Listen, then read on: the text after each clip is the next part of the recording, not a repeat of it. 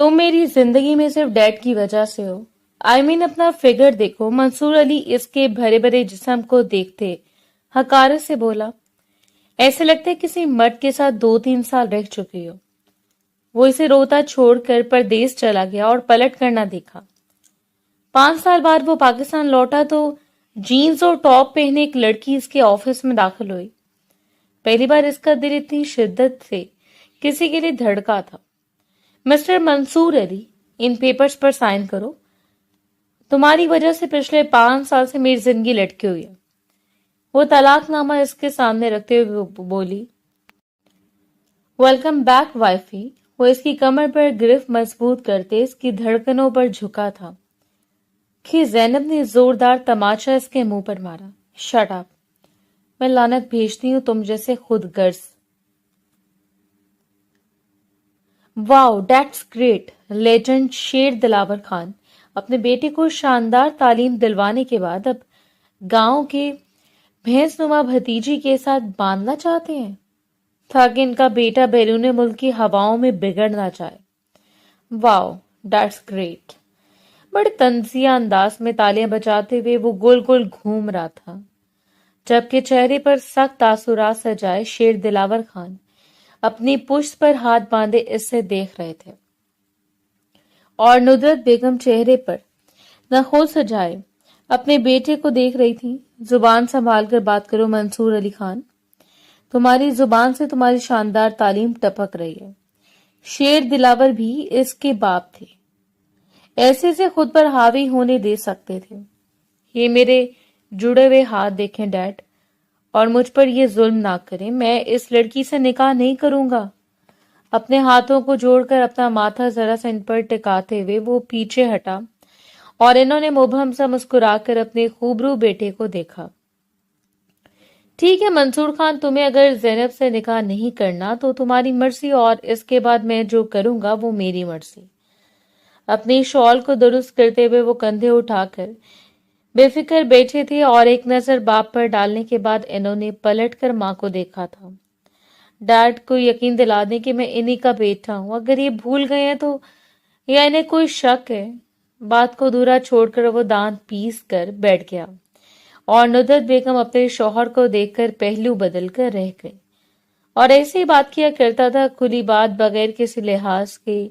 और इस वक्त वो गांव की हवेली से होकर आया था। जैनब को देखने के बाद इसका चीखो पुकार करना बनता था। जैनब जैसी भारी भरकम जिसामत वाली लड़की कभी भी इसकी डील नहीं हो सकती। वो सारी जिंदगी हुस्न से मुतारिफ रहा। जिंदगी के 26 साल इसने ऐसे तो नहीं गुजार दिए। इसकी रातें अय्याशियों में डूबी हुई थीं। इसके दिन हसीनाओं के बाजों में गुजरे और आज इसका बाप ऐसे जिद लगाए बैठा था कि वो अपने ताए की बेटी से निकाह करके इसे अपने शरीक हयात मान ले, जो कि नामुमकिन था। ज़ैनब में कोई कमी नहीं है, बाकिरदार है, बाहया है, और आखिर चाहिए क्या तुम्हें? इस बार इनकी आवाज पहले से सख्त हुई, लहजे की सर्द महरी बेटे के जैसे थी। आपको नहीं लगता कि जब वो मेरे साथ मेरे पहलू में चलेगी तो लोग हंसेंगे मुझ पर? Are you serious dad? मैं 65 किलो की बोरी उठाकर चलता हुआ अच्छा लगूंगा? वो जो कुछ कर रहा था वो सिर्फ और सिर्फ तजलील के जुमरे में आता था, और इसकी सारी बातों को नजरअंदाज करते हुए शेर दिलावर खान ने अपना अटल फैसला सुनाया और उठकर जाने लगे। शादी तो तुम्हें हर सूरत ज़ैनब से ही करनी पड़ेगी, वरना मेरी जायदाद से तुम आग हो जाओगे। जिंदगी के 26 सालों में आज तक इसने बाप के किसी जिद को नहीं माना। इन्होंने पढ़ाई के लिए जोर दिया तो भी इसने अपनी मर्जी की। बैरून मुल्क जाने की बात की तो भी वो अटक गया, और आज शादी के मामले में वो इसकी किसी जिद को मानने वाले नहीं थे। खान साहब, बात तो सुन ले अपने बेटे की। वो लड़की तो मुझे भी कुछ खास पसंद नहीं आई। नुदरत बेगम ने दखल अंदाजी करने की कोशिश की और शेर दिल इन्हें देखते हुए धारे, खबरदार, ये सब कुछ तुम्हारी तरबियत का नतीजा है। अगर तुम्हारा बेटा मेरी भतीजी से निकाह नहीं करेगा तो तुम भी मुझे इस घर में नजर नहीं आओगी। नुदरत बेगम, वो कोई सर फिरे सरदार नहीं थे जो अपनी बीवी से इस तरह बात कर रहे थे। आज इन्हें मजबूर होकर नुसरत बेगम का सामना करना पड़ा। वो ऐसी औरत थी जिन्होंने इससे खानदान भर से काट कर रख दिया, इसके बेटे को अय्याशियां सिखा दी। इसकी तरबियत ऐसी थी कि वो सिर्फ एक बदलिहाज नौजवान बनकर रह गया था, ना कि एक फर्माबरदार बेटा। वो जानता था कि इसका बाप अटक गया, अब पीछे कदम हटाना इससे कभी भी मंजूर नहीं होगा।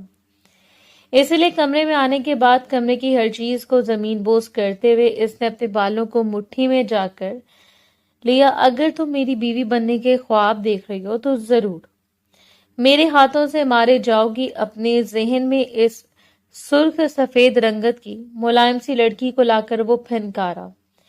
इस वक्त वो गुस्से से बेहाल था। 2 साल कबल इसकी माँ का इंतकाल हो गया और माँ के अचानक चले जाने के बाद वो ऐसे ट्रॉमा का शिकार हो गया कि इससे 100 तरह के हेल्थ इश्यूज से गुजरना पड़ा। डिप्रेशन, एंजाइटी, ये चंद ऐसी चीजें थी जिन्होंने इसे एक ऐसी लड़की बना दिया जो हर चीज से खौफजदा होती और जो ओवर थिंकिंग करती। और रफ्ता रफ्ता ये चीजें इसकी सेहत पर इतना असरअंदाज हुई कि 2 सालों में शदीद कोशिश के बावजूद वो अपना वजन नहीं रोक पाई। वजन कुछ ज्यादा बढ़ा नहीं था, बस भरा भरा वजूद था, बड़ी बड़ी धड़कनों से लबरेज, गोलमटोल चेहरा जो इसे हसीन और क्यूट बना रहा था। लेकिन आजकल के दौर में लड़कियों का जो मयार सेट हो गया, इस मयार पर पूरा नहीं उतरती थी। अगर मैं हफ्ते भर की कोशिशों के बाद वो अपना 2 किलो वजन कम करती तो आने वाले 10 दिनों में 100 तरह के मसाइल से गुजरना पड़ता। सो अपने बाबा के कहने पर इसने सिर्फ दवा शुरू की और बाकी की कोशिशों को तर्क कर दिया। वो अजीज खान की इकलौती बेटी थी जिसे वो नाजों से पाले। 24 साल इसकी उम्र हो चुकी थी, लेकिन एक बार भी इसके माँ बाप ने इसके साथ सख्त कलामी नहीं की, रोक टोक नहीं की। हालांकि इसने तालीम भी हासिल की, लेकिन इसके बावजूद ना इसने अपनी हुदूद को पार किया और ना इसकी वजह से कभी इसके बाप को शर्मिंदा होना पड़ा। आज से 1 साल कबल जमान ने इससे अपनी मोहब्बत का इजहार किया। जमान ने इसके मामू का बेटा था, निहायत शरीफ और सुलझा हुआ लड़का, लेकिन वो कुछ तजब्जुब का शिकार ठहरी रही। मैं तुमसे मोहब्बत करता हूं, अगर तुम कहो तो मैं अपने बाबा को रिश्ते के लिए भेजूं तुम्हारे बाबा के पास। जर्द होती रंगत के साथ इसने सर उठाकर जमान को देखा। वो बड़ी गहरी नजरों से इसका जायजा ले रहा था। जमान और वो तकरीबन हम उम्र ही थे। नहीं, मैं शादी अपने बाबा की मर्जी से ही करूंगी। जमान, तुम अभी ठहर जाओ, हम अच्छे दोस्त हैं और अगर खुदा को मंजूर हुआ तो देखा जाएगा। अभी वो अपने बाबा के पास रहकर इनको संभालना चाहती थी, इनको सहारा देना चाहती थी, ये जाने बगैर कि अपने हाथ से एक शानदार मर्द गंवाने के बाद वो किस अजियत का शिकार होने जा रही है। आज जब इसके ताया अपने बेटे को लेकर हवेली पहुंचे तब इसे अजीब लगा। आज से पहले चचा खुद आते थे, कभी चची या इनका बेटा नहीं आया। और फिर इसके बाप की आंखों की चमक इससे और ही कहानी सुना रही थी। फिरोजी रंग की लॉन्ग शर्ट के साथ टाइट कैपरी पहने वो दिलकश लग रही थी। बड़े से दुपट्टे को सीने पर सजाकर इसने बालों की ढीली ढाली चोटियां बनाकर कंधे पर डाल रखी थी। मुलाजमा के साथ जब वो लंच में दाखिल हुई तो सलाम करते हुए अपने चचा की जानिब बढ़ी। वो बड़ी मोहब्बत से इससे मिले, जबकि ये साइड पर बैठा हुआ इनका बेटा बड़ी बारीक बीनी से इसका जायजा ले रहा था। भरे भरे नशेबो फराज, ऊंचा लंबा कद, सुर्खो सफेद रंगत, मुलायम से नकूश और आबशारों की मानंद कमर पर गिरते हुए बाल जिनसे निकलती हुई लटें इसे दिलकश बना रही थी। बगैर किसी मेकअप के भी वो इतनी हसीन लग रही थी कि इसे देखा जा सकता। मतवातर जब वो मुस्कुराती तो चमकती हुई आंखों के रुखसारों पर पड़ने वाले गड़े गहरे हो जाते। इस बात से इनकार मुमकिन नहीं था कि वो खूबसूरत है। बिलाशुबा वो बेतहाशा खूबसूरत थी। बहुत मुलायम सा लहजा, बहुत उम्दगी से बात करती।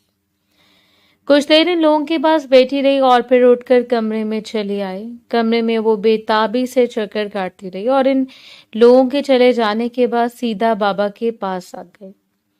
इसने हैरत से बाबा को देखा और बाबा जैसे इसकी बात को समझते हुए हल्का सा मुस्कुराया और फिर इसके सर पर हाथ रखा।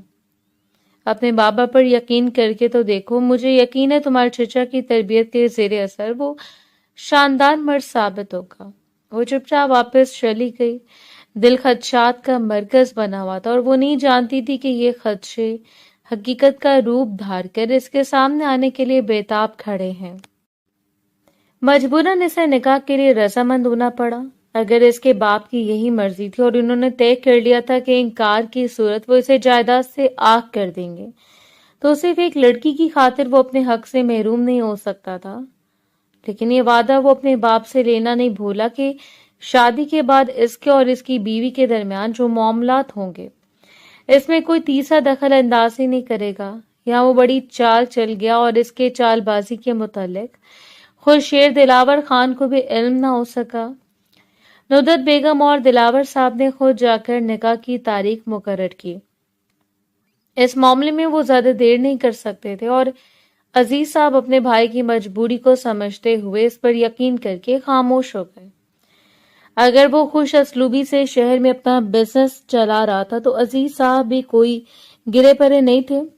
اپنی آبائی زمینوں پر ایک عرصے سے وہ کاشتکاری کر رہے تھے۔ سارے معاملات ان کی ذمہ داری سے سر انجام پاتے اور اس علاقے میں حویلی کے سربراہ کی حیثیت بھی انہیں ہی حاصل تھی۔ اس روز اس کے ہاتھوں پر منصور خان کے نام کی سزا دی گئی اور وہ کافی دلکشی سے مسکرا رہے تھے۔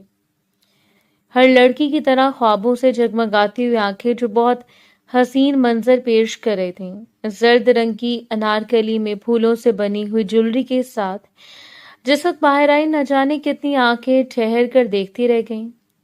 حسن کا معیار کبھی بھی جسمانی ساخت پر نہیں ہوتا، ایسے دیکھنے والے کی آنکھوں میں ہوتا ہے۔ وہ شخص بھی کافی دیر سے دیکھتا رہا اور پھر جیسے کسی سحر سے باہر نکلا۔ کم سے کم وہ یہ تسلیم نہیں کر سکتا تھا کہ سامنے کھڑی لڑکی اس کے لیے ٹھہر جانے کا باعث ہے، ہرگز نہیں۔ وہ اس کے پہلو میں آ کر بیٹھی رسم شروع کر گئی اور وہ رخ موڑے بیٹھا رہ گیا۔ جانے انجانے میں وہ اس کی جانب سے منتظر رہی تھی، کسی سرگوشی کی، کسی ہلکی پھلکی بے باکی کی، لیکن اس کی جانب سے مکمل خاموشی اس کے دل میں خدشوں کو جگا رہی تھی۔ سر جھٹک کر سب کچھ خدا کے سپرد کرتے ہوئے وہ سونے کے لیے لیٹ گئی اور اگلا دن ہنگاموں سے بھرا ہوا تھا۔ اس کا دل بے چین تھا، سب کچھ چھوڑ کر وہ یہاں سے چلی جا رہی تھی، اپنے بابا کو اکیلا چھوڑ کر۔ بھاری عروسی لباس میں ہیوی میک اپ کے ساتھ اس کا وجود جگمگا رہا تھا۔ وہ کافی دیر خود کو آئینے میں دیکھتی رہی۔ آج وہ کسی کے نام سے تیار ہوئی تھی، کوئی اس کے قریب آ کر اس سے چھیڑخانی کرنے والا تھا، اور بے تحاشا لبوں کو دبا کر مسکراتے ہوئے وہ ذرا سی سرخ ہوئی۔ ماشاء اللہ، چشمے بد دور۔ دروازے میں کھڑا ہوا شخص پشت پر ہاتھ باندھے دلکشی سے بولا، جبکہ وہ پلٹی۔ زمانے سے ہی دیکھ رہا تھا۔ اس روز کے بعد اس شخص سے محبت کا اظہار نہیں کیا سو وہ بھی بھول بھال گئی۔ اسے لگا یہ زمان کی طرف سے وقتی کشش تھی جسے اب فراموش کر چکا ہے۔ اپنا بھاری لہنگا سنبھالتی ہوئی اٹھی۔ دیکھو کزن، میرے بابا کی ذمہ داری اب تم پر ہے اور میرے بابا کا بہت سارا خیال رکھنا۔ اس کی آنکھوں میں دیکھتے ہوئے وہ اسے ذمہ داریاں سونپ رہی تھی اور وہ ہلکا سا مسکرایا۔ اور تمہاری ذمہ داری اب منصور علی خان پر ہے۔ اس سے مسکراتے ہوئے نہ جانے کس دل سے کہا تھا، لیکن سامنے کھڑی لڑکی کچھ بھی نہیں سمجھ پائی۔ لبوں کو دبا کر اس نے مسکراہٹ کو چھپایا اور ہلکے ہاتھوں سے زمان کے بازوں پر چپت لگائی۔ شریر، لڑکیوں کی طرح باتیں کرنا بند کرو۔ کزن، تم سلجھے ہوئے آدمی ہو، اچھے لگتے ہو یار سنجیدہ موڈ میں۔ اور کوئی زمان خان سے پوچھتا کہ اس کے اندر اس وقت کون سے سنجیدہ موڈ پہرے بچھا کر بیٹھے ہیں۔ یہ دنیا کا بنایا ہوا رواج ہے اور وہ وجود جو کسی کے لیے مرکز نگاہ نہیں ہوتا، وہ کسی کی زندگی ہوتا ہے۔ اس نے آج تک اپنی محبت کو ترک نہیں کیا تھا۔ وہ اس لڑکی پر جان مارتا تھا، لیکن اس کی محبت ایسی نہیں تھی کہ اگر وہ کسی اور کی ہو جاتی تو وہ خالی ہاتھ ملتا رہ جاتا۔ محبت محبت ہوتی ہے، یہ ان لوگوں کے لیے نہیں بنائی گئی جو اس سے جیت سمجھ کرتے ہیں۔ محبت کے بدلے میں ہمیں کچھ فراہم کیا جانے نہ، بالکل نہیں۔ محبت اگر دل میں سما گئی ہے تو اس سے بڑھ کر اور کیا چاہیے۔ بس مسکراتا ہوا محبوب میں بات ختم۔ منصور خان کے نام کا گھونگھٹ اوڑھ کر وہ شاندار طریقے سے اسٹیج تک آئی۔ مقابل نے تھام کر اسے اپنے پاس بٹھا لیا، اس کا گھونگھٹ اتارتے ہوئے۔ وہ دیر تک اس کا چہرہ دیکھتا رہا، دل دھڑکا تھا۔ ایسے نہیں کہ اس کے اندر خیالات نہیں پھوٹے، ضرور پھوٹے، لیکن سر جھٹک کر انہیں نظر انداز کرتے وہ رخ پھیر گیا۔ ابھی کچھ دیر پہلے ان کا نکاح ہوا تھا۔ نکاح نامے پر دستخط کرتے ہوئے اس نے خیال میں ان ساری آسائشوں پہ بھی دستخط کر دیے جو اب اس کے باپ کی طرف سے اسے فراہم کی جاتی۔ وہ اپنی من مرضی کا مالک تھا، لاکھوں دعاؤں سے اس حویلی سے رخصت ہو کر منصور کی بیوی بن کر جا رہی تھی۔ ایک نئے سفر پر اس کا دل دھڑکانے کا سبب بن رہا تھا، یہ جانے بغیر کہ نیا سفر اس کی زندگی کے لیے کتنا ہنگامہ خیز ہوگا۔ کچھ رسموں کے بعد وہ اس کی شاندار سے کمرے میں پہنچا دی گئی۔ کمرے کو ایک حسین سجاوٹ سے نوازا گیا اور یہ سب کچھ اس کے استقبال کے لیے تو تھا۔ اپنے دل کو سنبھالے ہوئے، اپنی سانسوں کو روکے ہوئے اس آنے والے کا انتظار کر رہی تھی جو اب اس کا مالک بن چکا تھا۔ کافی دیر گزر گئی، گھڑی اپنے ہند سے عبور کرتی چلی گئی، لیکن وہ نہیں آیا۔ بیٹھ کر اس کی کمر اکڑ گئی تو کمر کے پیچھے تکیے رکھتے ہوئے وہ ذرا سی سیدھی ہوئی۔ معلوم نہیں کب اس کی آنکھ لگی، لیکن انتظار ابھی تک اس کے چہرے پر رقم تھا۔ جب کمرے کا دروازہ کھلا، دروازے کو اس انداز میں کھولا گیا کہ وہ بے اختیار چونک کر اٹھی اور سنبھلتی ہوئی سب سے پہلے نگاہ گھڑی کی جانب گئی جو 12 کے ہندسے پر اٹکی ہوئی تھی۔ وہ شخص یوں کمرے میں داخل ہو رہا تھا جیسے اس کے لیے معمول کی بات ہو۔ مضبوط قدم اٹھاتا، ایک شاندار سی مسکراہٹ کے ساتھ وہ اسے دیکھ رہا تھا۔ بلا شبہ وہ بے حد حسین تھا، مردانہ وجاہت کا شاہکار، لیکن حسین اور انسان ہونے میں بھی رات دن کا فرق ہے۔ اپنی چمکتی ہوئی نگاہوں سے اس لڑکی کو دیکھے وہ چند قدموں کے فاصلے پر کھڑا تھا، جبکہ لرزتی پلکوں کو سنبھالے وہ اپنی آنکھوں کے نشیلے پن کو چھپائے بیٹھی تھی۔ کیا کچھ نہیں تھا جائز حق میں، موجود حسین بیوی جو اس کے منتظر تھی، اکیلا پن، دھڑکتے ہوئے دل اور بکھری ہوئی سانسیں۔ اس نے آگے بڑھ کر 2 انگلیوں کے سہارے سے اس کے چہرے کو اپنی جانب موڑا، ذرا سا ہنسا اور پھر گردن موڑ کر ہنستا چلا گیا، جبکہ وہ بے یقین اس شخص کو دیکھتی رہ گئی۔ آئیے میرے ساتھ ذرا نیچے اتریے۔ محترمہ اسے نیچے سہارا دے کر اتارتے ہوئے وہ مزید حیرت کا شکار کر رہا تھا۔ وہ نہ جانے اسے اس پہر کہاں لے کر جا رہا تھا، جبکہ اپنے وجود کے ساتھ ساتھ اپنے بھاری لہنگا سنبھالتے وہ نیچے اتری تو بغیر کسی سہارے کے گرتے گرتے بچی۔ ایک بار پھر وہ ہنس پڑا، جبکہ نہ جانے کیوں اس کی عجیب سی ہنسی پر مقابل کے چہرے کی رنگت اڑی جا رہی تھی۔ اسے سہارا دے کر وہ آئینے کے سامنے کھڑا ہو گیا اور اس کے پہلو میں وہ کھڑا تھا، جبکہ وہ دونوں ایک دوسرے کو آئینے میں دیکھ رہے تھے۔ اب مجھے دیکھو اور خود کو صرف صورت کا خوبصورت ہونا تو مطلب نہیں رکھتا نا۔ اسے اپنے قریب اس کے کان پر جھکے وہ سرگوشی کر رہا تھا اور آئینے میں اپنے عکس کو دیکھتی ہوئی لڑکی زندگی میں پہلی بار خود سے شرمندہ ہوئی۔ آج سے پہلے تو اسے کبھی اندازہ نہیں ہوا کہ اس کا وزن بڑھ گیا ہے۔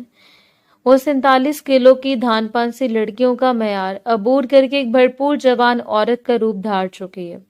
مقابل کی انگلیاں اس کی گردن سے ہوتے ہوئے اس کی کمر پر سرکتی چلی گئیں۔ یوں لگ رہا تھا جیسے اس کے وجود پر سانپ لوٹ رہے ہیں، اور اسی سختی سے اس کی کمر کو تھام کر وہ اپنی جانب موڑ گیا۔ وہ اس کے سینے سے لپیٹ کے اس کی شرٹ کو مٹھیوں میں دبوچ کر وہ اپنے خوف کو چھپائے کھڑی تھی۔ آج رات ہر لڑکی کے لیے بہت حسین ہوتی ہے، اور ویسے ہی ہر مرد کے لیے۔ آج کی رات تو ہر لڑکی کو اپنے شوہر کے خوابوں کی گڑیا کی طرح خود کو سنوارنا پڑتا ہے۔ تو مجھے یقین ہے کہ تم بھی ایسے ہی کرو گی جیسے تمہارا شوہر چاہے گا۔ بات کرتے ہوئے وہ جھک کر اس کی گردن پر اپنے سلگتے ہوئے لب رکھ گیا، جبکہ اندر تک کام گئی۔ وہ ہرگز نہیں جانتی تھی کہ وہ شخص کیا ارادہ رکھتا ہے، تاہم اس کے لہجے سے اتنا معلوم ہو رہا تھا کہ اس شادی میں منصور علی خان کی رضامندی شامل نہیں۔ اسے چھوڑتے ہوئے وہ پیچھے ہٹا، وارڈروب سے ایک پیکٹ نکال کر اس کی جانب اچھالا۔ ہٹا دو، یہ بناؤ سنگار اور جاؤ ذرا یہ لباس پہن کر آؤ، دیکھوں تو کتنا جچتا ہے تم پر۔ سگریٹ سلگاتے ہوئے وہ سامنے صوفے پر جا کر بیٹھ گیا۔ ٹانگ پر ٹانگ چڑھائے وہ اسے یوں دیکھ رہا تھا جیسے کہ وہ کوئی تماشا ہو، اور خود تماش بھی۔ بے تحاشا سرخ رنگت کے ساتھ اس نے جھکتے ہوئے لباس اٹھا لیا۔ जो आधा पैकेट निकल चुका था, एक तंग सी नाइटी जो शायद किसी नाजुक से वजूद के लिए बनाए गए थे। इस शख्स के सामने ही पहन कर आने का तसव्वुर भी वबाले जान था। वो किस तरह इसे तमस्खुर उड़ाती हुई नजरों से देखता, कैसे अपने लहजे से इसके वजूद को छलनी छलनी कर देता, जो इस वक्त भी सिगरेट सुलगाकर इसे ही देख रहा था। इसकी धार पर वो 2 कदम पीछे हटी और फौरन अंदर चली गई। आंखों से आंसू टूट टूट कर गिर रहे थे। वो डिप्रेशन और एंजाइटी की वजह से सांस नहीं ले पा रही थी। इसका दिल धड़कता जा रहा था और हाथ कांपते जा रहे थे। वो वहीं फर्श पर बैठती चली गई। क्या ये कोई इम्तिहान था जिससे गुजर कर इसे हर सूरत खुद को साबित करना था, या ये कोई आजमाइश थी जो लम्हों में से लिपट कर इसे बेचैन कर देती और फिर खुद ब खुद इसे छोड़कर चली जाती। लेकिन जो भी था, इसने अपने वजूद को इस भारी ज्वेलरी और भारी लिबास से आजाद करवाया और वो लिबास पहनना शुरू कर दिया। इसका जिस्म इतना भी फैला हुआ नहीं था कि वो इस लिबास में फिट ना आती। एहताम इस शख्स की एक्सपेक्टेशन पर पूरा उतरने वालों में से नहीं थी। अपने दुधिया वजूद पर इसने वो ब्लैक कलर का जगमगाता हुआ ड्रेस पहना जो इन्होंने बामुश्किल इसकी रान तक लंबा था। कंधे पर अटैच डोरियां थी जो इसकी धड़कनों को नुमाया कर रही थी। गहरा गला और बैकलेस, इसके ऊपर पहना जाने वाला गाउन जिसे डोरियों से बांधकर वजूद को ढांप लिया जाता। खुद को देखकर वो शर्म से पानी पानी हो रही थी। काफी देर वो यूं ही खड़ी रही, अपने बालों को समेट कर, फिर दरवाजा खोलकर मरे मरे कदमों से बाहर निकल आई। खुदा ने शौहर को औरत का मुहाफिज बनाया, और जब मुहाफिज ही तमाशबीन हो जाए तो सिगरेट की कश लगाता वो उठा और इसके करीब चलाया। कमरे में फैला हुआ धुआं बता रहा था कि इस वक्त तक वो सिर्फ एक सिगरेट नहीं बल्कि 1 से 3 सिगरेट सुलगा चुका है।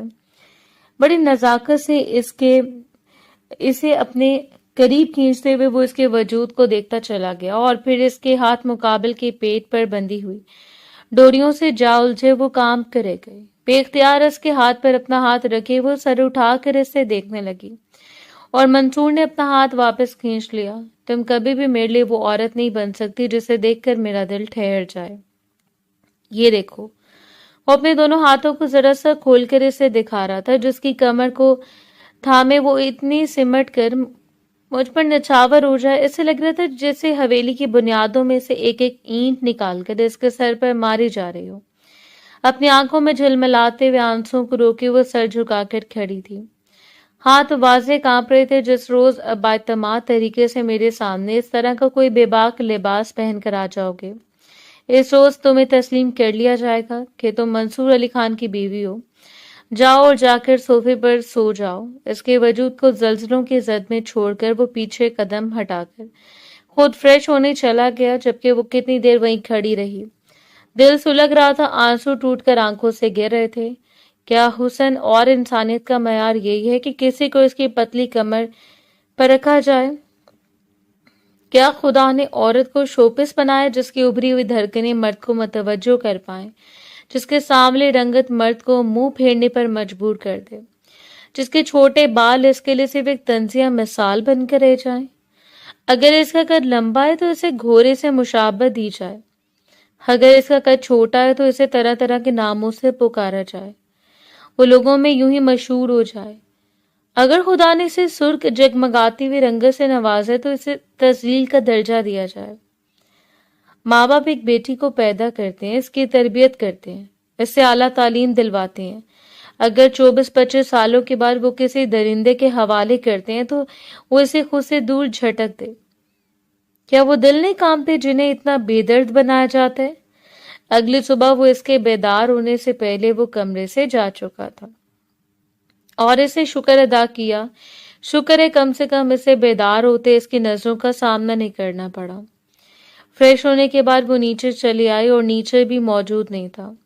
मुलाजमा ने इसके लिए खाना लगा दिया। वो जानती थी कि अभी कुछ देर तक इसके बाबा मुलाकात के लिए आते होंगे और वो अपने बाबा को मुतमईन किए बगैर नहीं जाने दे सकती। हल्का फुल्का नाश्ता करके वो लाउंज में चली आई जहां नुदरत बेगम बैठी मैगजीन देख रही थी। वो सलाम करते इनके करीब बैठ गई, जबकि इन्होंने गर्दन मोड़कर ऐसे देखा। मैगजीन को साइड पर रखे वो बड़ी गहरी नजरों से इसका जायजा ले रही थी और न जाने क्यों वो खुद को संभालती रह गई। वैसे तुम्हें कभी नहीं लगा कि तुम्हें अपना वजन कम कर लेना चाहिए?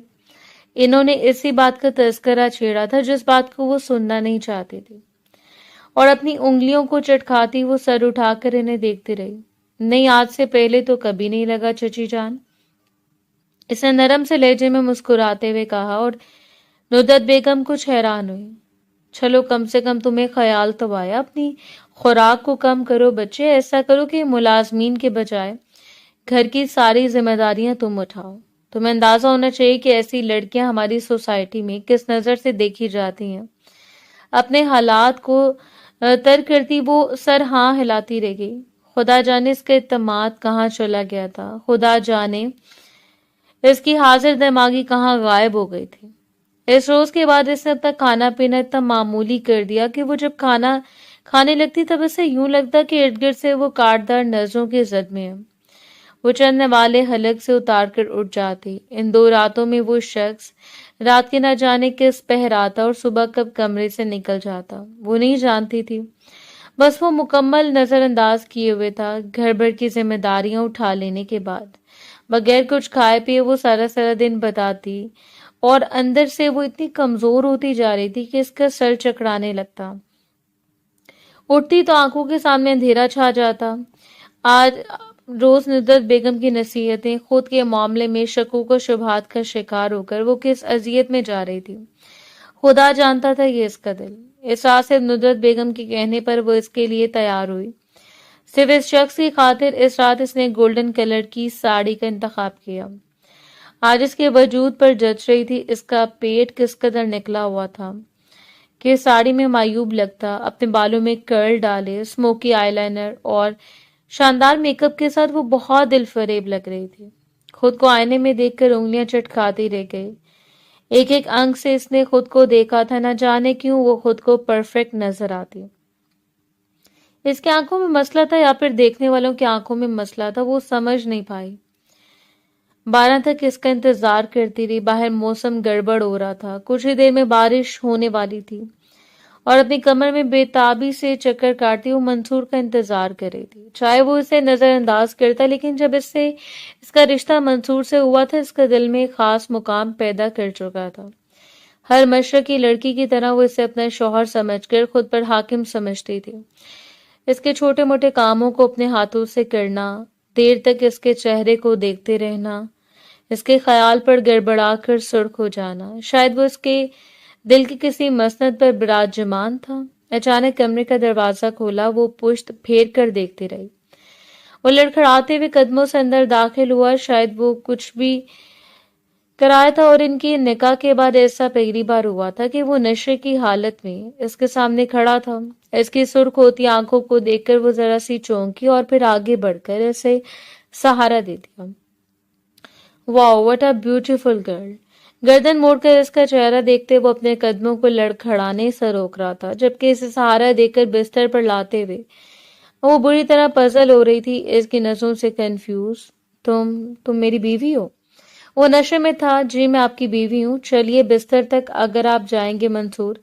इसे सहारा देते हुए वो आगे बढ़ने लगी, लेकिन मंसूर वहीं पर टिका खड़ा रहा, इसकी कमर से हाथ डालकर इसे बेबस करते हुए अपने करीब खींचकर, मेरी बीवी मंसूर अली खान की बीवी, अपने सीने पर उंगली रखते हुए बेयकीन कर रहा था। इतनी खूबसूरत। 2 कदम दूर होते इसे सर से पांव तक देखकर वो कह गया, और पहली बार इससे यूं लग रहा था वो अपनी अना के खोल से निकलकर सच बोल रहा है।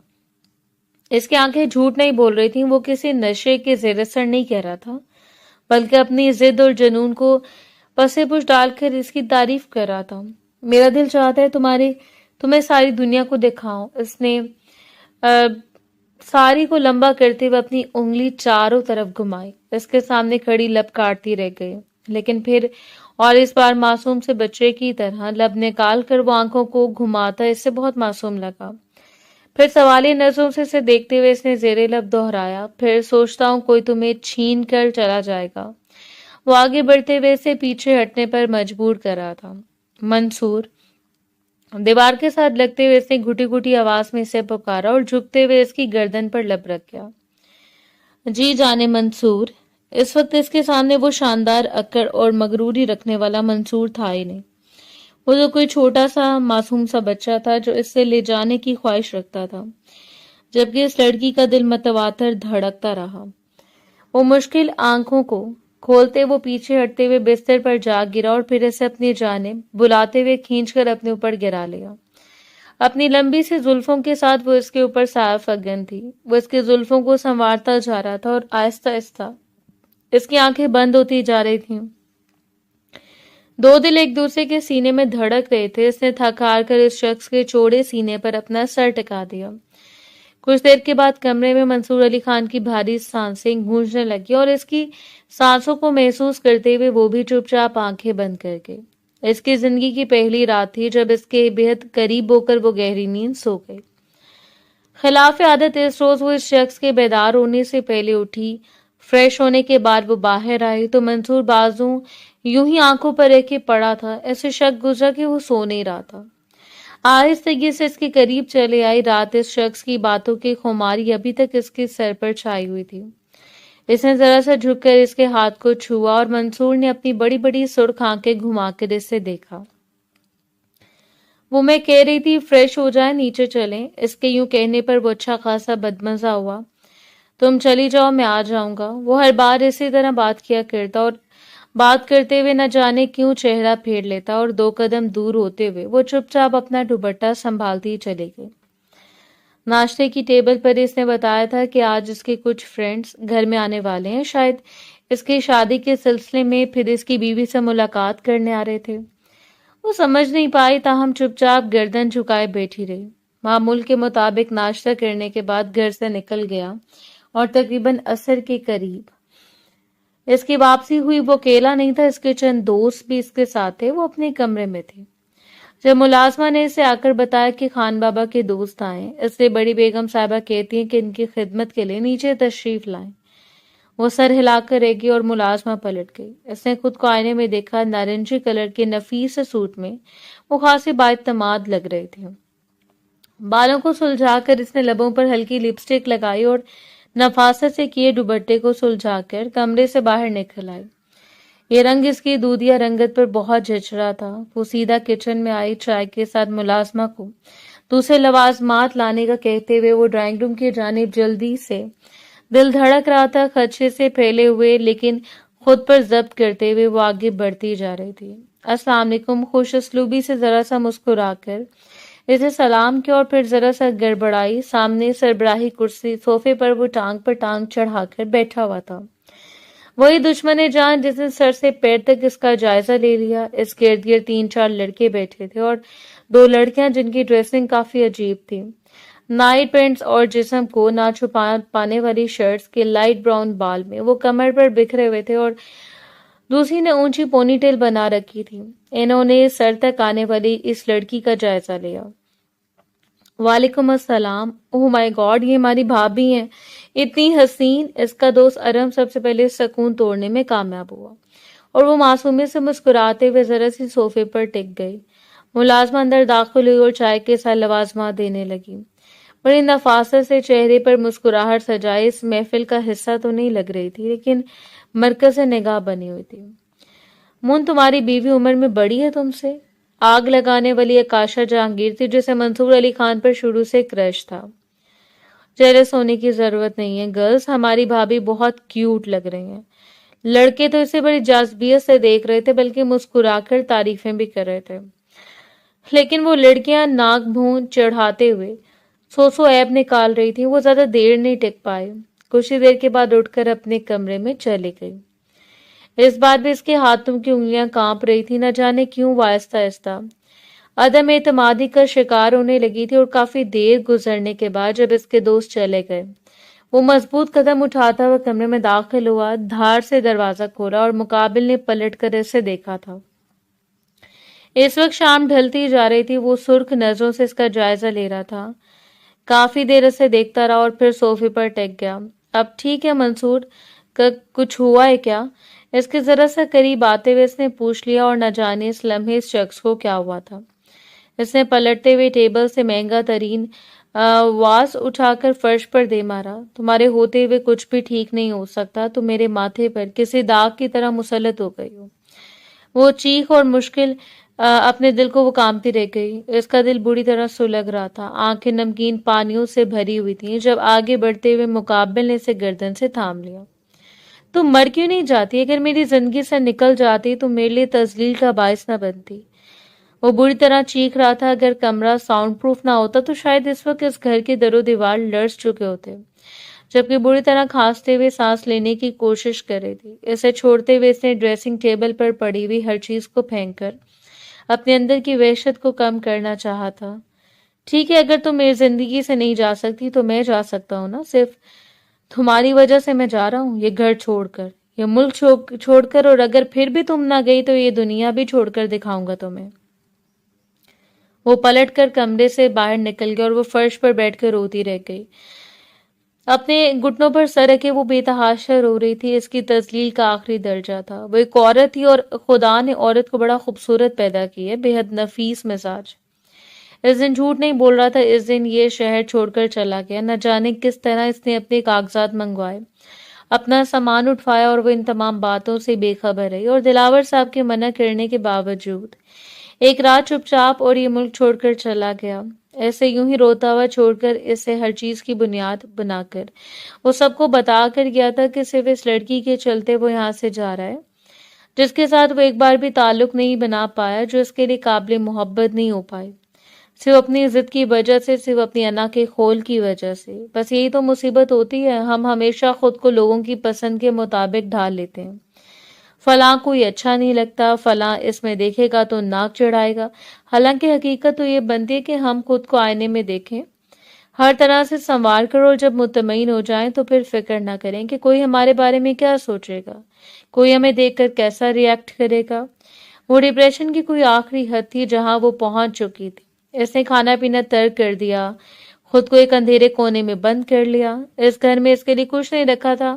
دلاور صاحب کی منع کرنے کے باوجود اگلی صبح وہ اپنا سامان سمیٹ کر وہاں سے چلی گئی، اور ندرت بیگم جو اسے اپنے بیٹے کی زندگی کی بربادی کا سبب سمجھتی تھی، انہوں نے تو ایک بار بھی اسے روکنے کی کوشش نہیں کی۔ نہ جانے کیوں لوگوں کو صرف اپنی اولاد سے محبت ہوتی ہے، وہ کبھی کسی دوسری کی اولاد کو اپنا سمجھ ہی نہیں سکتے۔ اس روز عزیز صاحب کے گھر لگ کر وہ اتنا روئی کہ وہ عزیز صاحب کی آنکھیں بھی نمدیدہ ہو گئیں۔ بابا، کیا میں دیکھنے کے قابل بھی نہیں ہوں؟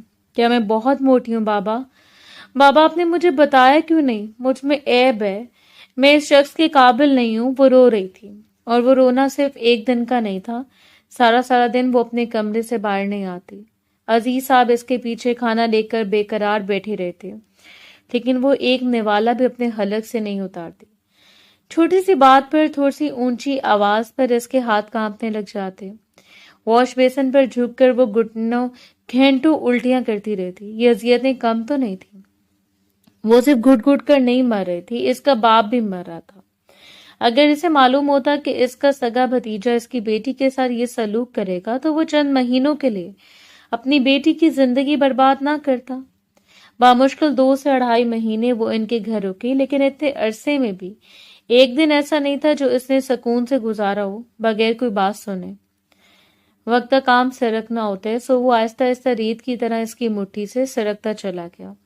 پہلے مہینوں میں وہ ٹوٹ پھوٹ کا شکار ہوئی۔ اس کے باپ کی محنت، ڈاکٹرز کی محنت، اس اذیت سے باہر نکلنے میں نہ جانے اسے کتنے مہینے لگ گئے۔ اس کا وزن پہلے سے بڑھتا چلا گیا۔ ان 6 مہینوں میں اس نے آئینہ دیکھنا چھوڑ دیا تھا۔ اس روز بھی وہ چھت پر بیٹھی بس ایک کی سمت میں گھورے جا رہی تھی جب وہ اس سے چند قدموں کے فاصلے پر آ کر بیٹھ گیا۔ کن خیالات میں ڈوبی ہوئی وہ حسین لڑکی، وہ بڑی جاذبیت سے اس کا چہرہ دیکھ رہا تھا، لیکن آج اس کی آنکھوں میں وہ طلب نہیں تھی جو پہلے ہوا کرتی۔ شاید اس لیے کہ وہ کسی اور کی بیوی تھی، ابھی تک کسی کے نکاح میں تھی۔ زمان، مجھے حسین نہ کہا کرو، خدا کا واسطہ ہے۔ وہ شدید بدمزہ ہوئی۔ حسین کو حسین کہنا ناانصافی ہوتی ہے محترمہ۔ وہ کھلے دل سے مسکرایا اور اس کے چہرے پر نہ جانے کتنے سائے لہراتے چلے گئے۔ تم نے دیکھا مجھے بھینس کی طرح دکھتی ہوں، تھوڑی گردن کے ساتھ مل چکی ہے، رخسار اتنے پھولے ہوئے ہیں، شاید آنکھیں نظر آتی ہوں۔ کیا حسین ایسے ہوتے ہیں؟ اس کے پاس کچھ نہیں تھا اور زمان اسے دیکھ کر مسکرا پڑا۔ وہ لوگ شاید آنکھیں نہیں رکھتے یا پھر انہی کے متعلق کہا گیا کہ وہ دیکھ سکتے ہیں لیکن سمجھ نہیں پاتے، جو خدا کی تخلیق کا مذاق اڑاتے ہیں۔ جب بنانے والا کہہ رہا ہے کہ ہم نے انسان کو بڑا خوبصورت پیدا کیا تو کسی کی کیا مجال؟ وہ حیرت کے ساتھ گردن موڑے سے دیکھتی چلی گئی۔ کیا وہ شخص حقیقت میں اتنا بڑا دل رکھتا تھا؟ خود کو آئینے میں دیکھو، اپنے بالوں کو سنوارو، اپنی حسین جگمگاتی ہوئی رنگت پر ناز کرو۔ تم ایک پڑھی لکھی ویل ایجوکیٹڈ لڑکی ہو، تم کسی کونے میں دبک کر مر جانے کے قابل نہیں ہو۔ اور جانی اسے کتنی دیر سمجھاتا رہا اور چپ چاپ وہ سنتی رہی، اور جب وہ اٹھ کر چلا گیا تو اپنے چہرے کو ہاتھوں میں چھپا کر رو پڑی۔ اس نے یقیناً خود کو بھی اندھا ہی پایا تھا۔ آج تک وہ اپنی بناوٹ پر غور کرتی رہی۔ کس کے لیے؟ صرف اس لیے کہ اپنے شوہر کو اچھی لگے، صرف اس لیے کہ لوگ اسے پسندیدگی کی نگاہ سے دیکھیں۔ دنیا میں ایسا کون سا کام ہے جسے کرنے کی ٹھان لی جائے اور نہ ہو پائے؟ یقیناً کوئی کام نہیں۔ لیکن جس حال پر پروردگار رکھے، اس حال میں خوش ہونا واجب ہو جاتا ہے۔ دنیا میں کوئی بھی ایسا نہیں پایا جاتا جسے 100 میں سے 100 پوائنٹ حاصل ہوں۔ لیکن پھر بھی اگر مسکراتے ہوئے ناز کر کے کہا جائے کہ جس حال میں رکھے یار اسی حال میں خوش ہیں، اس میں قباحت کیا ہے؟ چھوٹے بال ہیں تو انہیں کندھے پر ڈال دیں، بغیر شرم کیے ان میں انگلیاں چلائیں، پرسکون ہو کر خود کو دیکھیں۔ جسم پتلا ہے، خود کو دوپٹے میں لپیٹنے کی بجائے پشت پر ہاتھ باندھ کر مسکراتے ہوئے آنکھیں مٹکا کر دیکھیں۔ جسم بھرا ہوا ہے، خود کو تنگ کپڑوں میں فٹ کرنے کے بجائے ڈھیلا ڈھالا کرتا پہنے اور پھر نرمی سے جھکتے ہوئے خود کی آنکھوں میں دیکھ کر ایک بار، صرف ایک بار مسکرا کر کہیں جس حال میں رکھے یار اسی حال میں خوش ہیں۔ دیکھیں تو اور پھر مجھے پلٹ کر بتائیں دل پر سکون ہوتا ہے یا نہیں۔ اس روز کے بعد اس نے مایوس ہونا چھوڑ دیا تھا۔ وہ شخص جو آزاد فضاؤں میں گھوم رہا تھا، اس کے لیے وہ اپنی زندگی برباد کر دی، اور خدا ایسے نہیں چھوڑ دیا کرتا۔ جو لوگ اپنی مدد کے لیے اٹھ کھڑے ہوتے ہیں، پھر انہیں سہارا دینے کے لیے پروردگار کی ذات ہوتی ہے، اور وہ تو موجود ہے ہر دل پر مرہم رکھنے کے لیے۔ سب سے پہلے اسے اس ٹراما سے نکالا گیا، انزائٹی سے باہر نکلی، تو پھر اس کے ہارمونز لیول پر توجہ دی گئی۔ یہی تو چند بیماریاں ہوتی ہیں جو جڑ پکڑ لیتی ہیں، اور پھر اس نے ان تمام بیماریوں کی جڑ پکڑ لیا۔ اس شخص سے ہر رابطے ختم کر کے، جسے گئے ہوئے تقریباً 1.5 سال ہو چکا تھا، وہ دوبارہ پلٹ کر اپنے چچا کے گھر نہیں گئی، جیسے ان سے کوئی تعلق نہ ہو۔ غذائی تبدیلیاں، ماہر نفسیات کی دوا، ہارمونل سپلیمنٹ، ورک آؤٹ، اس 1 سال میں اس نے خود کو آرام آنے نہیں دیا کہ وہ اس شخص کے بارے میں سوچتی۔ وہ تو شاید اسے بدلنے کے لیے آیا تھا، اور پھر اسے شدت سے انتظار تھا اس کے لوٹ آنے کا، تاکہ اس کے گلے میں ہاتھ ڈال کر اپنے نام سے آزادی مانگ سکے۔ اس ڈھیلے ڈھالے شرٹ ٹراؤزر میں وہ ورک آؤٹ کر کے باہر نکلی تو کافی تھامے کھڑا زمان اسے دیکھ رہا تھا۔ بتائیے تو خان صاحب، کیا رپورٹس ہیں؟ اپنی گردن پر پسینہ خشک کرتے ہوئے اس نے مسکرا کر اسے دیکھا۔ شاندار رپورٹ ہے، ہمیشہ کی طرح۔ یہ کاغذات چیک کر لیجئے۔ اس نے وہ سارے کاغذات اس کے سامنے رکھے۔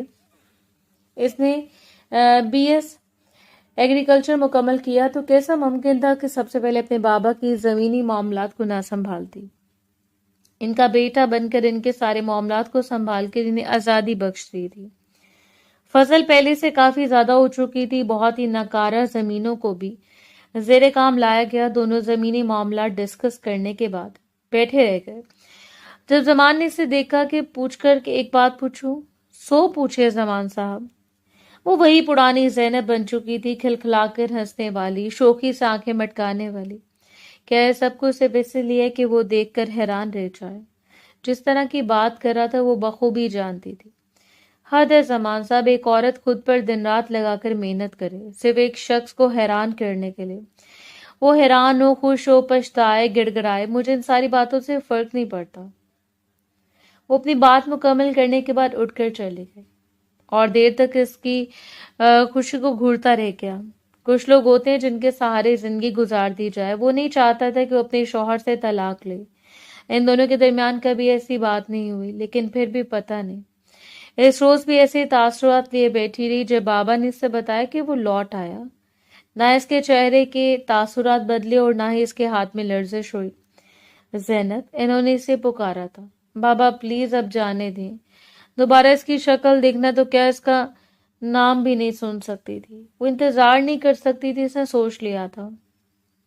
اسے آگے بڑھ کر خود اس شخص کے حلق سے وہ اپنا حق نکالنا ہے. سو اس روز اس کے آفس پہنچ گئی.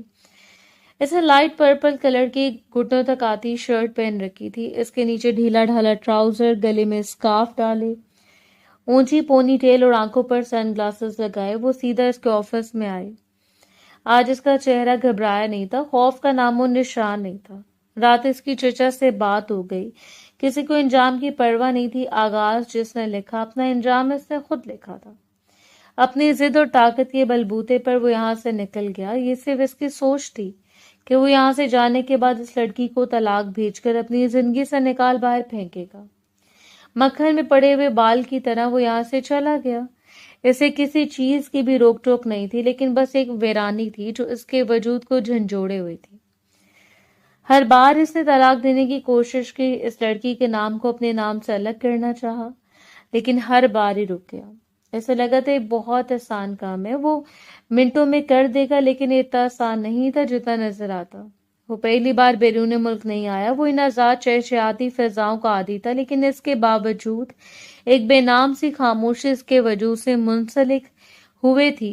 اس کی من پسند لڑکیاں، جیسی لڑکیاں وہ دیکھنا چاہتا تھا، ارد گرد منڈلاتی رہتی، لیکن اس کا خیال بھٹک بھٹک کر اس لڑکی کی جانب جاتا جس کی وہ تذلیل کر کے آیا تھا. وہ خیال اسے بے سکون کیے رکھتا. جب ہم کسی انسان کے پاس ہوتے ہیں تو ہم چاہ کر بھی اس کی قدر نہیں کر سکتے، لیکن جب ہم اس سے دور چلے جاتے ہیں تب ہمیں اندازہ ہوتا ہے کہ ہم نے کیا کھو دیا. وہ جیسی لڑکیوں کا دیوانہ تھا اور وہاں ویسی ہی تو لڑکیاں پائی جاتی تھیں، اس کے بازوں میں بکھر جانے والی، اس سے محبت کی پناہیں مانگنے والی، لیکن چاہنے کے باوجود انہیں اپنے نزدیک نہیں کر پایا. اور ملائم سی گڑیا جس کا احساس اسے گھیرے رکھتا، اور وہ کتنی بار اس سے رابطہ کرنا چاہتا تھا، جانتا تھا کہ اس کی منتظر ہوگی، سو بات کرنے میں کیا برائی تھی، لیکن ہر بار انارے آگے. لوگ کیا کہیں گے؟ نامی گرامی منصور علی خان ایک ایسی لڑکی پر دل ہار بیٹھا جسے وہ ٹھکرا کر آیا تھا، جسے پورے دھڑلے سے کہتا تھا کہ وہ مر جائے، اس کی دنیا سے نکل جائے، جس کی اس کی زندگی میں کوئی گنجائش ہی نہیں تھی. وہ لڑکی اور ایسی بے سکونی میں اس نے اتنے سال گنوا دیے. وہ آ کر سب سے پہلے سے ملنا چاہتا تھا، لیکن وہ حویلی سے غائب تھی. حالانکہ ندرت بیگم اسے بتا چکی تھی کہ وہ ایک عرصہ پہلے حویلی سے غائب ہو گئی تھی اور پھر پلٹ کر حویلی کو نہیں دیکھا، لیکن دل مطمئن نہیں تھا. وہ ہمیشہ کی طرح اس کا انتظار کرتی، پائی جائے. منتظر نگاہیں ہر بار نہیں نصیب ہوا کرتی. اب اسے یقین تھا کہ ایک بار اس سے ملنے کے لیے اس کے دروازے تک تو جائے گا، اسے دیکھنے کے لیے. لیکن اس روز آفس کا دروازہ کھول کر جب وہ اعتماد سے اسے دیکھتی، سامنے آ کر کھڑی ہوئی، تو منصور خان سانس لینا بھول گیا. تو اس روز اسے نظر جھکا کر اس کا فگر نہیں دیکھا، وہ دیکھ ہی نہیں پایا اب وہ کس جسامت کی مالک ہے. وہ دیکھ رہا تھا کہ تو کسی ہارے ہوئے شخص کی طرح اس کی آنکھوں میں. واپسی مبارک ہو خان صاحب، امید ہے دن بخیر گزرے ہوں گے. چہرے پر ہلکی سے مسکراہٹ سے جاتے ہوئے اس نے کہہ دیا، لیکن اس کی آنکھیں نہیں مسکرا رہی تھی. جو بھی تھا، لیکن اس کے سامنے اس کا مجرم کھڑا تھا جس نے ایک پاک رشتے کے ساتھ ساتھ خدا کے بنائے ہوئے ایک انمول صورت کا مذاق اڑایا. زینب وہ لپک کر آگے بڑھا، جسے آج تک اپنے قریب نہیں کر پایا، اسے سمیٹتے ہوئے اسے سینے میں بھر لیا. اس کے کندھے پر لب رکھتا وہ بڑی شدت سے دھڑکتے ہوئے دل کو سنبھال رہا تھا، جبکہ سامنے کھڑی ہوئی لڑکی ساکت رہ گئی. ایسا لگا سانس گلے میں اٹک گئی ہے، اور دوسرے پل ہمت جتاتے ہوئے سے اس شخص کو دھیرے سے خود سے دور کر دیا. آنکھوں میں آئی ہوئی نمی کو چشمے نے چھپا لیا. میں یہاں کسی میل ملاقات کے لیے نہیں آئی، شاید آپ غلط سمجھ رہے ہیں. وہ بولی تو لہجہ ہارا ہوا نہیں تھا. میں صرف آپ سے یہ کہنے آئی ہوں کہ طلاق کے کاغذات تیار رکھیں، بس ان پر دستخط کیجیے اور مجھے رہائی بخش دیجیے. اس رشتے کی ڈور سے جو میرے ارد گرد لپیٹ کر میری سانسوں کو محال کیے ہوئے. بڑے مضبوط لہجے میں اس نے اپنا موقف اس شخص کے سامنے رکھا جس نے حیرت سے بے یقین ہو کر نفی میں سر ہلایا تھا. نہیں نہیں زینب، اب میں لوٹ آیا ہوں تمہارے پاس. دیکھو تمہارے کتنے قریب ایسی باتیں نہیں کرتے. اور التجا کر رہا تھا، لیکن آج اس کی کوئی بھی بات ماننے والا نہیں تھا. ایک بار پھر बड़ी बेकरार होके इसके करीब होते हुए इस पर झुकने लगा कि इस नाजुक सी लड़की ने एक जनाटेदार थप्पड़ इसके मुंह पर दे मारा। ये वही थप्पड़ तो था जो आज तक खाती चले आई, इस शख्स से जिसने चंद महीनों में इसका जीना हराम कर दिया था। कितनी बार इसे दहलते हुए वो फर्श पर फेंक चुका था। खुद को देखा तुमने, भैंस लगती हो, तुम्हारे साथ चलते हुए शर्म आती है मुझे। वो जहरीले अल्फाज भला कोई कैसे भूल सकती थी। ठीक है, आज वो बदल गई, लेकिन अगर वो खुद को ना भी बदलती तो भी इस शख्स के पास लौट कर जाने का सवाल ही पैदा नहीं होता। मंसूर अली खान साकित खड़ा रह गया। वो यकीन नहीं कर सकता था कि ये थप्पड़ इसे इस नाजुक लड़की ने मारा जो आज तक थप्पड़ खाती चली आई। आपने एक औरत से इसका मान छीन लिया, यकीन छीन लिया, इसे इस काबिल भी नहीं छोड़ा कि वो सर उठाकर खुद को पहचान पाए, और आज माफी की तलबगार है। माफी माय फुट। अपना सख्त फैसला सुनाने के बाद वो ऑफिस से निकल गई। इस रोज के बाद वो दोबारा मंसूर अली खान के सामने नहीं आई। वो खुद को दोषी मान चुका था, अपनी गलती तस्लीम कर ली थी, खुद को बदल लिया। लेकिन वक्त रहते अगर खुदा से माफी ना मांगी जाए तो गुनाह जुर्म बन जाता है। अब अगर इसे एहसास हो गया था तो क्या वो पिछले माह साल वापस लौट सकते थे? हरगिज नहीं, ऐसा मुमकिन ही नहीं था। वो खुद चलकर इसके बाप के दरवाजे पर आया, अजीज साहब से माफी मांगने। इन्हें कहा कि वो अपनी बेटी को समझाएं, लेकिन इन्होंने एक बार अपनी बेटी का तड़पना देखा था, अब दोबारा नहीं। वो तो कभी ये सब कुछ बर्दाश्त नहीं कर सकते थे। अब सब कुछ मेरी बेटी के सपुर्द है, वो जो चाहे करे, मैं इसमें दखल अंदाजी नहीं कर सकता। वो साफ मुकर गए और वो अपनी जिद पर कायम रही। एक आखिरी बार सिर्फ चंद मिनटों की मोहलत लेकर इसके सामने आया और घुटनों के बल बैठ गया। क्या तुम मुझे सिर्फ एक बार माफ नहीं कर सकती?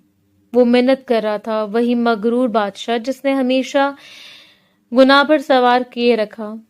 नहीं, कभी नहीं। मैं आपकी शक्ल भी नहीं देखना चाहती, सिर्फ इसलिए नहीं कि इसे अपनी पुष्ट पर खड़ा हुआ जमान नजर आ रहा था। नहीं, बिल्कुल नहीं। इज्जत नफ्स पर कंप्रोमाइज का सवाल ही पैदा नहीं होता। इसने मौका दिया, जब पहली बार वो धुतकारी गई तो दूसरी बार खुद चलकर इसके पास आई और फिर बार बार इसका इंतजार किया, लेकिन अब तो वक्त भी सरक चुका था। अपने हाथ जोड़कर इसने सर झुकाकर इसे देखा। माफ करे मुझे और मेरी जिंदगी से निकल जाए, एहसान होगा मुझ पर। और अपनी हार को तस्लीम करते हुए इस रोज इस शख्स ने तलाकनामे पर दस्तखत कर दिए, बगैर इसे एक बार करीब से देखे, बगैर इसे छुए। इसने लड़की का हर ताल्लुक उससे खत्म कर लिया। कुछ चीजें हमारे पास नेमतों की तरह होती हैं, हम जब इनकी कदर नहीं करते तो फिर वो ऐसे हमसे छीन ले जाती हैं, फिर हमें तड़पाया जाता है, एहसास भी होता है, लेकिन फिर हमें वो वापस नहीं मिल पाती। यही जिंदगी भी एक किताब कातबे तकदीर का लिखा होता है। लोग कहा करते हैं कि एक बार तो खुदा भी माफ कर देता है, लेकिन खुदा और इंसान में बड़ा फर्क है। मैं तुम्हें पसंद करता हूं, अगर तुम कहो तो तुम्हारे बाबा के पास रिश्ता भेजूं। इस रोज भी जमान ने वही कहा जो आज से चंद साल कबल कहा था। करके देख लीजिए जमान साहब, हो सकता है वो मान जाए। वो कंधे उचका कर रह गई। और इनकी बेटी? वो इस बार नफासत से मुस्कुराया था। सोचना पड़ेगा। वो भी हल्का सा हंस पड़ी। इसकी जिंदगी के हर मोड़ पर वो शख्स इसका इंतजार करता रहा, चुपचाप, बगैर कोई इकरार किए, बगैर कोई शोर मचाए। तो इसका भी हक बनता था ना कि वो खुद को इसके सपुर्द कर देती, खुद को एक मौका देते हुए, किस्मत को एक मौका देते हुए, और कातिबे तकदीर के लिखे पर यकीन करके। और वो शख्स जिसने इसे नेमत समझकर समेट लिया, ऐसे तो जैसे सारा जहां मिल गया, सारी कायनात मिल गई। इससे कोई फर्क नहीं पड़ता अगले आने वाले सालों में वो 65 से 70 किलो की हो जाए, लेकिन वो फिर भी ज़ैनब अजीज ही रहेगी। वही खिलखिलाती हुई लड़की जो इसे जान से ज्यादा अजीज थी। और यही तो मोहब्बत होती है, खुदगर्जी से आजाद। उम्मीद है हमारी आज की स्टोरी आपको पसंद आई होगी। अगर स्टोरी पसंद आई हो तो अपना फीडबैक लाजमी शेयर करें। शुक्रिया।